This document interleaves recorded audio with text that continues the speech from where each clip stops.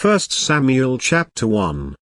There was a certain man from Ramathaim, a Zophite from the hill country of Ephraim, whose name was Elkanah son of Jeroham, the son of Elihu, the son of Tu, the son of Zoph, an Ephraimite.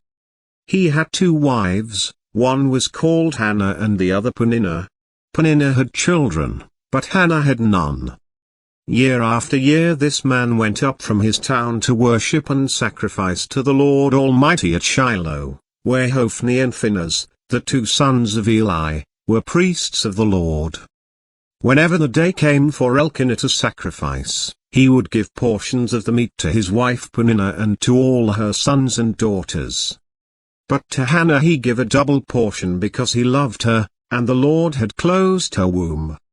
Because the Lord had closed Hannah's womb, her rival kept provoking her in order to irritate her. This went on year after year. Whenever Hannah went up to the house of the Lord, her rival provoked her till she wept and would not eat. Her husband Elkanah would say to her, "Hannah, why are you weeping? Why don't you eat? Why are you downhearted? Don't I mean more to you than 10 sons?" Once when they had finished eating and drinking in Shiloh, Hannah stood up. Now Eli the priest was sitting on his chair by the doorpost of the Lord's house. In her deep anguish Hannah prayed to the Lord, weeping bitterly. And she made a vow, saying, "Lord Almighty, if you will only look on your servant's misery and remember me, and not forget your servant but give her a son, then I will give him to the Lord for all the days of his life, and no razor will ever be used on his head." As she kept on praying to the Lord, Eli observed her mouth. Hannah was praying in her heart, and her lips were moving but her voice was not heard. Eli thought she was drunk, and said to her, "How long are you going to stay drunk? Put away your wine." "Not so, my lord," Hannah replied, "I am a woman who is deeply troubled. I have not been drinking wine or beer, I was pouring out my soul to the Lord. Do not take your servant for a wicked woman, I have been praying here out of my great anguish and grief." Eli answered, "Go in peace, and may the God of Israel grant you what you have asked of him." She said, "May your servant find favor in your eyes." Then she went her way and ate something, and her face was no longer downcast. Early the next morning they arose and worshipped before the Lord and then went back to their home at Ramah. Elkanah made love to his wife Hannah, and the Lord remembered her. So in the course of time Hannah became pregnant and gave birth to a son. She named him Samuel, saying, "Because I asked the Lord for him." When her husband Elkanah went up with all his family to offer the annual sacrifice to the Lord and to fulfill his vow, Hannah did not go. She said to her husband, "After the boy is weaned, I will take him and present him before the Lord, and he will live there always." "Do what seems best to you," her husband Elkanah told her. "Stay here until you have weaned him, only may the Lord make good his word." So the woman stayed at home and nursed her son until she had weaned him. After he was weaned, she took the boy with her, young as he was, along with a 3-year-old bull, an ephah of flour and a skin of wine, and brought him to the house of the Lord at Shiloh. When the bull had been sacrificed, they brought the boy to Eli. And she said to him, "Pardon me, my lord. As surely as you live, I am the woman who stood here beside you praying to the Lord. I prayed for this child, and the Lord has granted me what I asked of him. So now I give him to the Lord. For his whole life he will be given over to the Lord." And he worshipped the Lord there. Chapter 2. Then Hannah prayed and said, "My heart rejoices in the Lord my horn is lifted high. My mouth boasts over my enemies, for I delight in your deliverance. There is no one holy like the Lord, there is no one besides you, there is no rock like our God. Do not keep talking so proudly or let your mouth speak such arrogance, for the Lord is a God who knows, and by him deeds are weighed. The bows of the warriors are broken, but those who stumbled are armed with strength. Those who were full hire themselves out for food, but those who were hungry are hungry no more. She who was barren has borne 7 children, but she who has had many sons pines away. The Lord brings death and makes alive. He brings down to the grave and raises up. The Lord sends poverty and wealth, he humbles and he exalts. He raises the poor from the dust and lifts the needy from the ash heap, he seats them with princes and has them inherit a throne of honor. For the foundations of the earth are the Lord's, on them he has set the world. He will guard the feet of his faithful servants, but the wicked will be silenced in the place of darkness. It is not by strength that one prevails. Those who oppose the Lord will be broken.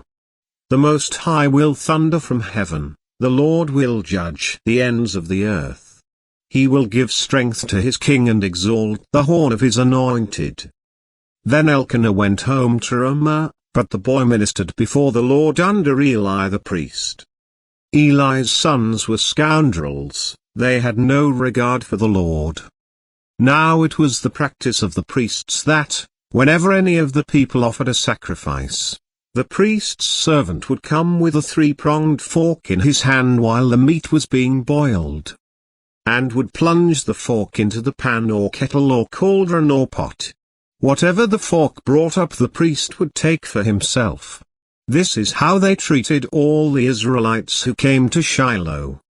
But even before the fat was burned, the priest's servant would come and say to the person who was sacrificing, "Give the priest some meat to roast, he won't accept boiled meat from you, but only raw." If the person said to him, "Let the fat be burned first, and then take whatever you want," the servant would answer, "No, hand it over now, if you don't, I'll take it by force." This sin of the young men was very great in the Lord's sight, for they were treating the Lord's offering with contempt. But Samuel was ministering before the Lord, a boy wearing a linen ephod.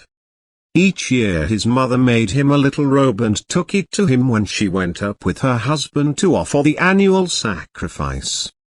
Eli would bless Elkanah and his wife, saying, "May the Lord give you children by this woman to take the place of the one she prayed for and gave to the Lord." Then they would go home. And the Lord was gracious to Hannah, she gave birth to 3 sons and 2 daughters.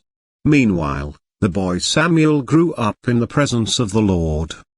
Now Eli, who was very old, heard about everything his sons were doing to all Israel and how they slept with the women who served at the entrance to the tent of meeting.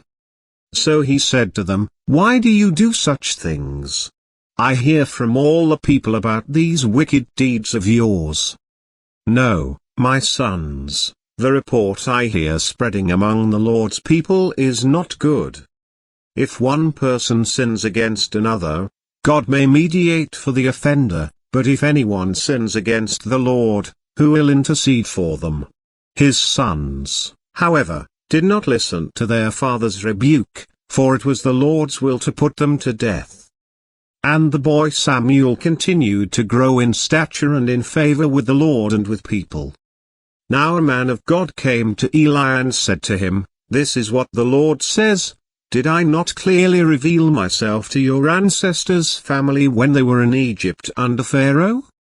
I chose your ancestor out of all the tribes of Israel to be my priest, to go up to my altar, to burn incense, and to wear an ephod in my presence.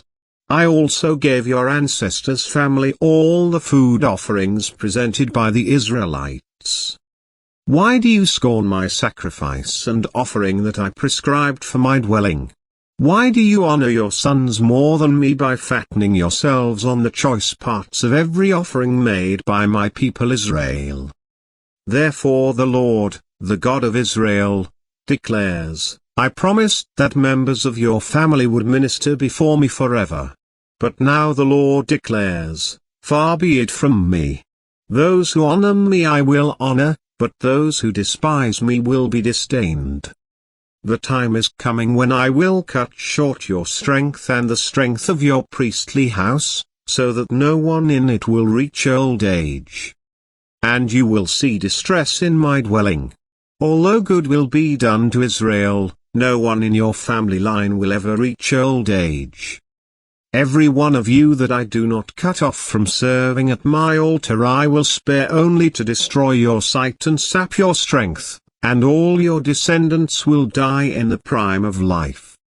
And what happens to your 2 sons, Hophni and Phinehas, will be a sign to you, they will both die on the same day.